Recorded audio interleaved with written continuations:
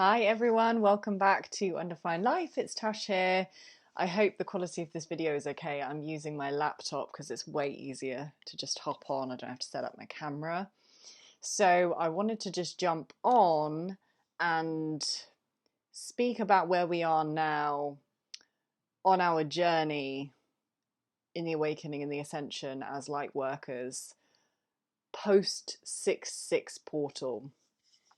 So I will provide some context as to what has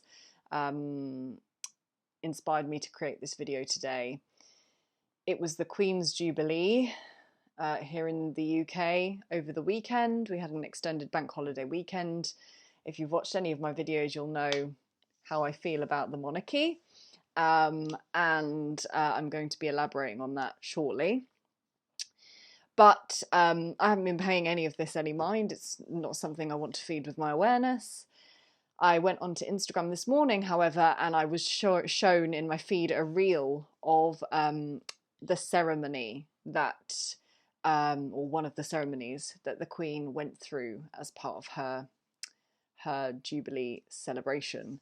So this ritual, I'm going to call it a ritual, when I watched it, the energetic signature of it was so plain, and that was regardless of the physical representation of what it was showing, which was really obvious as well. The energetic signature of it was so plain to see for anyone who has eyes, you know, third eye open and is activated and awakened to what's going on. It was so plain to see what this ritual was initiating and bringing into form and anchoring in. And so that's what I want to speak about today, because this moment we've just passed, this window we've just passed through, has anchored in further divergence of the timelines here on Earth. Okay, so we have now moved from, or even further away from, a unified timeline. We are now moving into two timelines playing out on Earth. I mean, there's more than two, obviously, but I'm going to speak about the two predominant timelines that have now further diverged as of 6/6. You could say 6/6/6 because the 2022 of 2022 reduces down to a 6 as well. So the timelines that were further anchored in during this portal energy, and I'll speak about the significance of the ritual in a minute. The two timelines are this. We've got the ascending Earth timeline. Now, what do I mean by the ascending Earth timeline?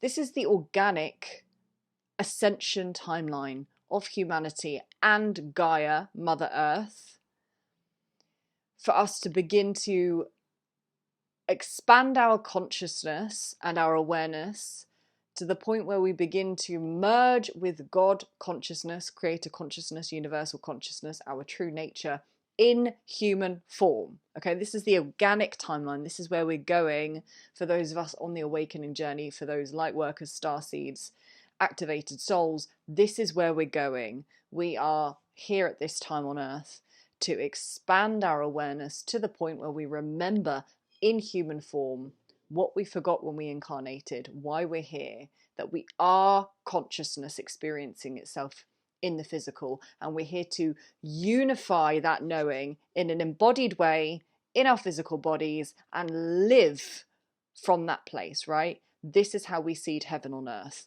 by embodying this consciousness that we are in totality, without distortions of the ego, right?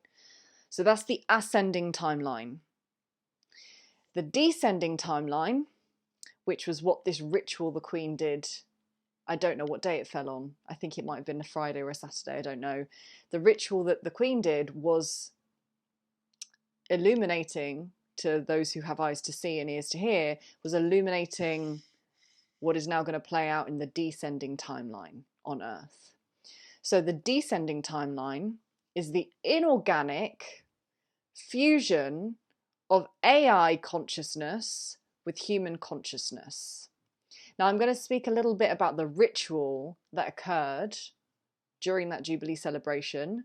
I'm going to break it down because, as you may know, with everything that the occultists do, with everything, I say the occultists, we need to be careful not to generalize, with everything that these factions, shall we say, these elite factions that are part of the unfolding agenda, nefarious agenda, everything they do, they present to us in plain sight, and our acquiescence, our lack of resistance is our consent. We know this, right? So this ritual was plainly showing the next stage of this descending timeline for the vast majority of people on Earth who are sleepwalking and what's going to play out. So let's just recap what happened in the ritual. The old Queen Lizzie walked up to the globe, which was supposedly representing the Commonwealth, and she touched the globe, which of course symbolically also represents humanity, right, and the global collective. And this is important because the steps that have been taken with COVID in the last couple of years, this has been a global catalyst for what's to come. So it has been deliberately designed to reach the far corners of the earth, because this plan is global, right? So she touches the earth, signifying this activation across the globe. And then we see what looks like DNA strands being activated. It was lights that were formed, like the helix of the DNA strands. They begin to light up once she hit the earth. This is a representation of the activation of the mRNA technology that was in the jab. Now, I'm not going to pretend to know or claim that I know what the implications of this are as I explain it further. And I'm going to say that I don't even think the individuals that have executed this know what the implications of this are. This is new. We've never ever had this technology successfully integrated into a living organism. Okay, so it failed the animal trials for a reason, and they've now just rolled this shit out across the globe, injecting the vast majority of the human population with it. So we've got the mRNA strands, which was what these lights were representing. And these strands, these lights, led to a tree, which you could say symbolized the tree of life, the tree of knowledge. My understanding and interpretation was that this was representing the false tree of knowledge. It's kind of symbolic of this kind of Bible symbology of eating the apple from the tree of knowledge, right? It's the lower timeline tree of knowledge is the AI grid, where as part of this plan, humanity is hooked up to the artificial intelligence grid, and our consciousness is merged with that grid, and we are hooked up to the tree of knowledge, this artificial AI consciousness, right? And so this is in contrast to the ascending timeline, where we have access to the organic tree of knowledge, the Akashic records, right? Which as souls experiencing human form, when we do our spiritual work, when we go through our shadow work, when we go deeply into our integration work, we can organically access the wider field of information that's available to us. But of course, most people aren't doing that work, so they are choosing the devolution timeline. I say devolution as in going backwards. We're regressing in this timeline, where we are outsourcing our ability to know truth to, in this instance, artificial intelligence. So what's the significance of this ritual? So what essentially it was showing, and I'm probably going to have to speak in code for some of this, is that my understanding is that the tree of life, this tree that was represented in the ritual, was also symbolic of G.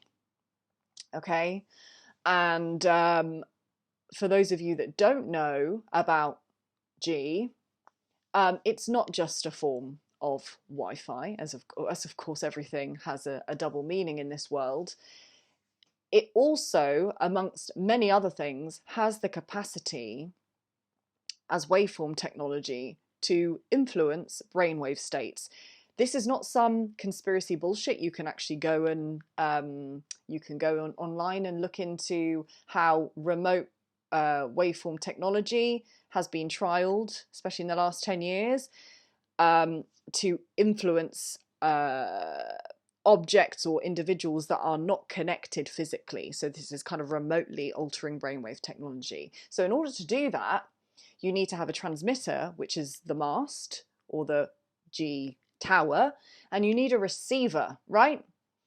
The mRNA is the receiver, okay? And whatever else is in that jab is acting as the receiver. So the individuals that have taken this technology and that have undergone this merging with artificial intelligence, it's already begun. And I mean, it began a long time ago with wearable tech, right? There's a reason why I don't wear wireless headphones and why I'm going old school, and I will never wear wireless headphones. This is a bit of a sidetrack, but it baffles me the amount of people who claim to be highly attuned to energy and awake and aware on this path that wear those stupid in-ear pod things. I bought a pair for my mum for Christmas. She asked for them after I'd initially tried to buy them to do my yoga teaching online. It scrambled my third eye. So within 10 seconds of wearing them, scrambled my third eye. So I gave them to my mum because she asked for them. I was going to just return them. And I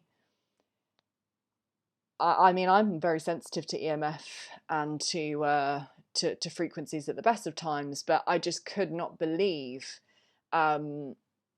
how distorting it was having wearable tech like that, obviously around the head too. I mean, it's just, there's so many physical implications as well as energetic implications. So we've got, you know, this wearable tech thing that's been just bombarded in the media. You know, you've got your smart watches and your in-ear headphones, and it's going to be going to chips and all sorts soon. But the jab contained receivers for the transmissions that's going to be coming through via these masks. Okay, so when I watched this ritual, I was it felt like I'd been dropped back to earth. The last couple of months and certainly the last few weeks have been very ungrounding for me. There's been a lot going on in my physical reality, a lot of emotional processing for me. It's been quite a difficult time in my personal life. I'm also starting my business, and there's a lot of stuff that's coming up around that too. And I have admittedly been really caught up in my mind, and you know, a lot of fear-based programming has been emerging. And when I watched this ritual, it was like I was just dropped back down to earth. I was right back in my body, my soul, my energy just was right back in my field. The fragmentation that I was feeling had stopped immediately. It was like my soul was like, Natasha, are you witnessing this? Do you know the significance of this? It was like, it was so sobering.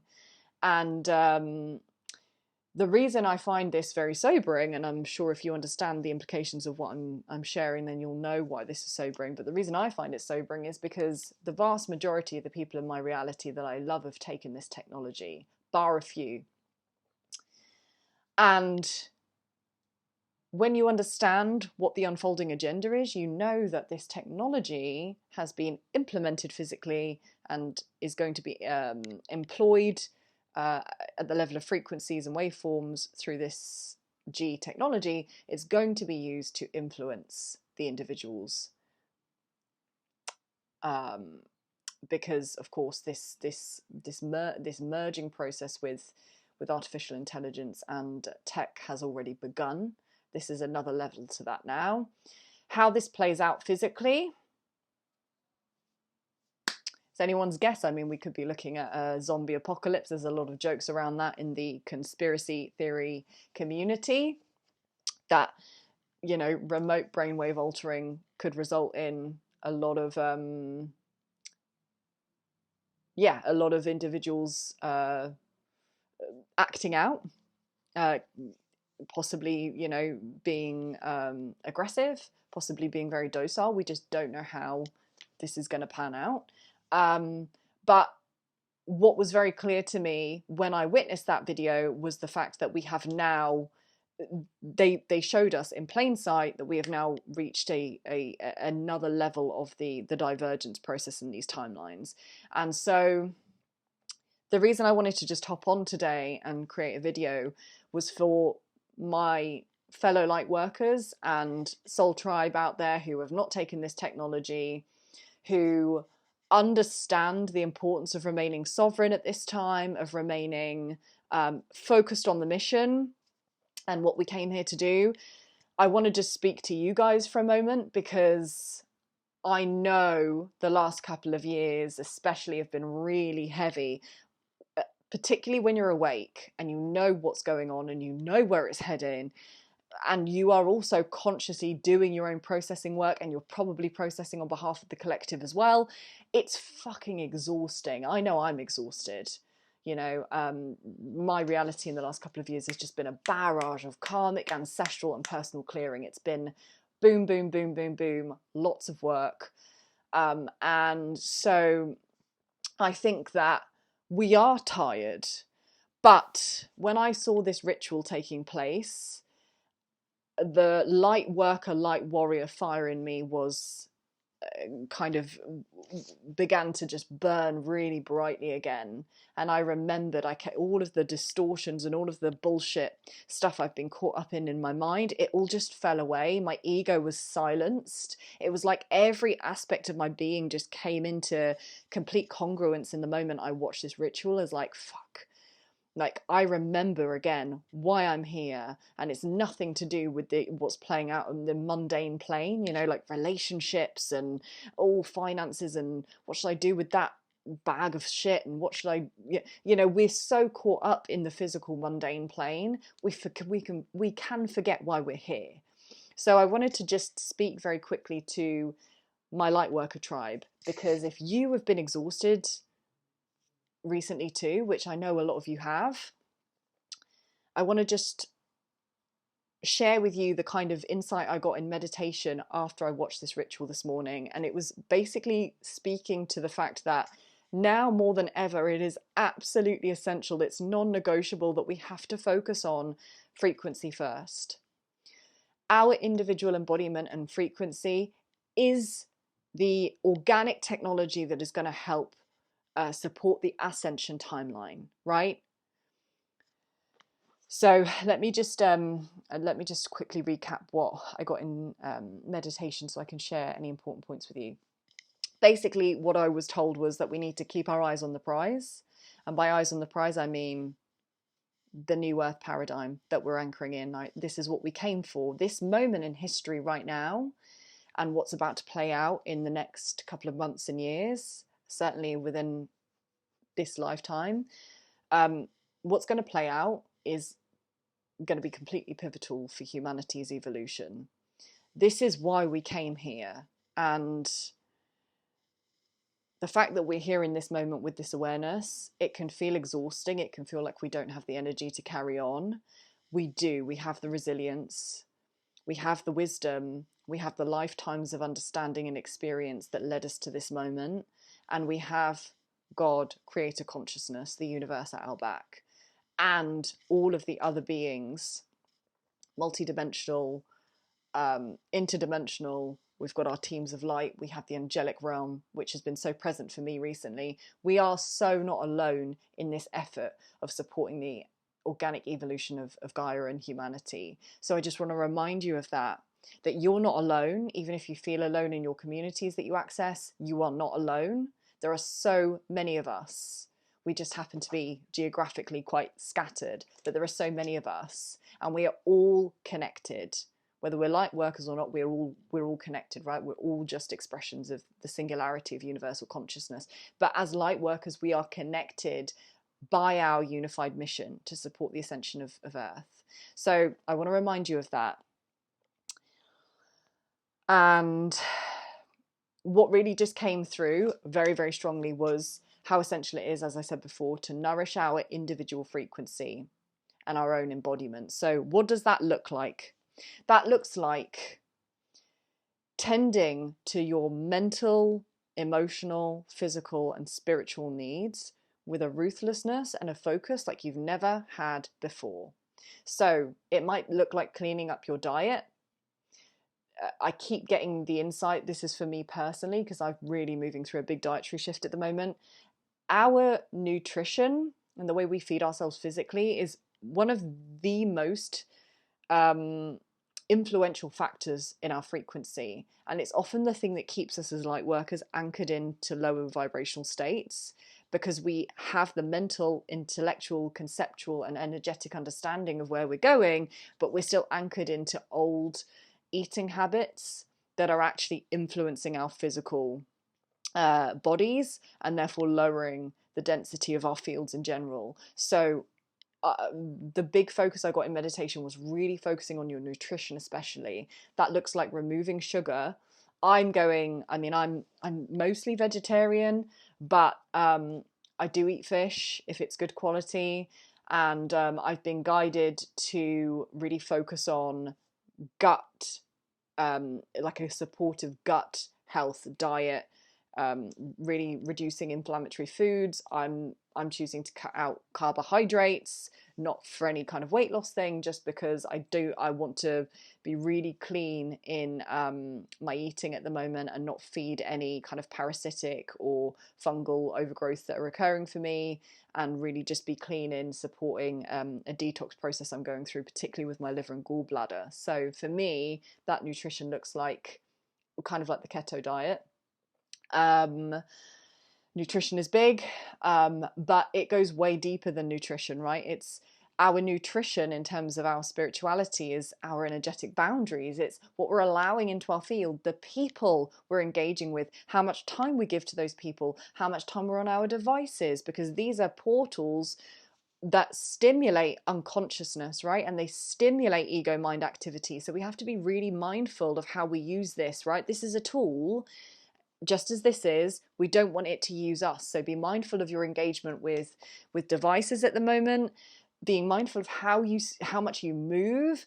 I got a big download about movement being so essential at the moment, because movement is one of the most basic ways that we physically move energy around the body. That is what energy wants to do. It's designed to move. The law of vibration, everything is always moving. So the more you move your body through exercise, through walking, through doing things that you enjoy, dancing, this helps to stimulate the organic flow of energy around the body, which is going to support your frequency as well. And then in terms of your mental nutrition and your emotional nutrition, it's getting hyper vigilant of the thoughts you're thinking, right? This is where your presence practice comes in, your mindfulness practice, getting really grounded and centered. And then from that place, observing the thoughts you're thinking. And I want you to kind of view this, like almost like a traffic warden. You're the warden of your mind, right? Does this thought pass the test? Does it serve me in this moment? Is it helpful? Is it allowing me to evolve creatively in a project, in my work in some way? Or is it actually just an old program that keeps running? Because if we're not aware of the nature of the thoughts we're thinking, what happens is we get caught in the cyclical fear-based programming that's been alive in our consciousness for most of our lives. And I actually got the guidance that a lot of fear-based programming, self-doubt, self-worry, fear, this is actually an installation that's been hijacked by interdimensional beings. Mind consciousness has long been hijacked. So we have to be really careful of the fear-based programming that we engage with, right? It's like, just see that shit. It's a program. That's all it is. It's not truth. We need to get out. When we practice our mindfulness practice, we step away from seeing our thoughts as really compelling, and we just see them for what they are. They're just thought forms. So get really, really vigilant of your thoughts. Does this thought help me, or does it just regress me? Does it you know, if I believe it, does it actually just lower my vibrational frequency? And if it does, you fucking just let it go. You come back to the present and you move on. And if you need to think thought, you think helpful, supportive thoughts that are going to enhance you, empower you, and not devolve your way of being, right? And then in terms of your emotional embodiment and frequency, it's just, again, every day scanning through the body, what needs to be felt, what needs to be expressed, and honoring that, not getting attached to it and the story behind it. Just fucking feel what you need to feel. If that's, and for a lot of us at the moment, that's a lot of density coming up. So there might be sadness, grief, loss, anger, confusion, whatever it is. Let it be there. Let it move through the body, through tears, through, you know, if you need to fucking punch a pillow, do what you need to do. Let it move. Again, this energy is designed to move. It's not designed to stay in the body. And then return to your truth. We want a nice, you know, observant mind. We want a nice, clean, clear body. And that's how we become the channel for Christ-aligned consciousness, right? The crystalline grid that we're anchoring on Earth right now is Christ-aligned. It's the Christ consciousness that's wanting to emerge through us at this time. This is how we become clear channels. So I think that's everything for today's message. It's actually longer than I was expecting, but I just wanted to share this update because this weekend just gone with the Jubilee and then the 666 portal, this felt very, very significant. When I watched this ritual, I realized the significance of what's just happened. This, again, this diverging timeline split has now been anchored in form. How this plays out, it's anyone's guess. We are in for some big shit. I know that. I can feel very strongly. I recorded a video not long ago about feeling that there was something really big coming down the pipeline. I believe that this was the start of it. There's lots more to come. That's all I'll say for now. So this is why I'm saying get super fucking focused on your path, on your mission. Don't allow yourself to succumb to the programming and the doubts and the fear-based programming. This is what the agenda wants you to do, right? It wants you to get really lost and entrenched in all that cyclical thinking. Stay focused, eyes on the prize, connect with individuals that support you. I'm going to also invite you, if you're watching this at the time of posting it, Sunday the 12th at 6 p.m. British summertime, UK time, I'm hosting a free 2-hour live event called the Creator Consciousness Experience. It's going to be specifically for Lightworker empowerment. Okay, I'm going to really take you on a journey. It's going to be immersive. It's going to be super empowering. So join me there. I'll leave the link in the comments below.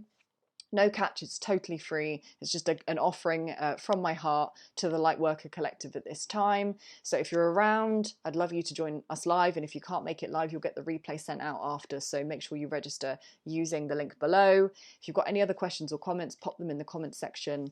And I look forward to connecting with you again really soon. Also, don't forget to like, subscribe, and share if this is resonant with you. And join me on Instagram. That's where I'm most present. This is where I post the most, at Undefined Life. I'll also leave that in the description box. So I look forward to connecting with you again really soon.